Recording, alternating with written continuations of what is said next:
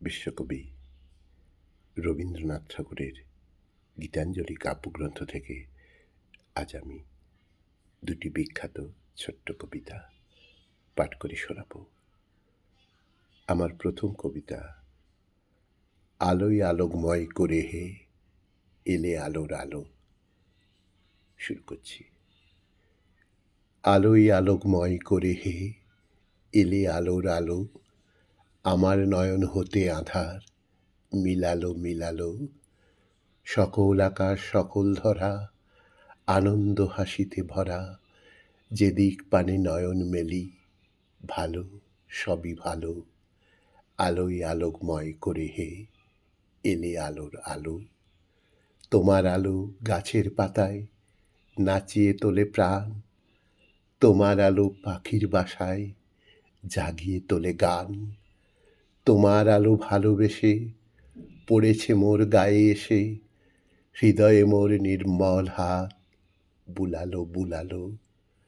আলোয় আলোকময় করে হে এলে আলোর আলো, আলোয় আলোকময় করে হে এলে আলোর আলো।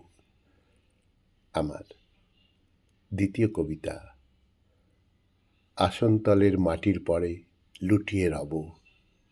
শুরু করছি।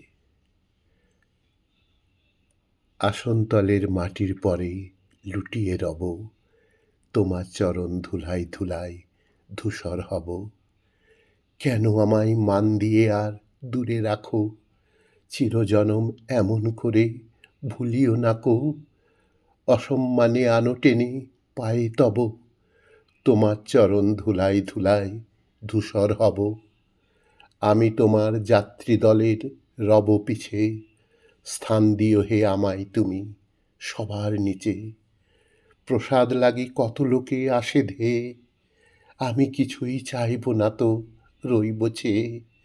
সবার শেষে বাকি যা রয় তাহাই লব, তোমার চরণ ধুলায় ধুলায় ধূসর হব।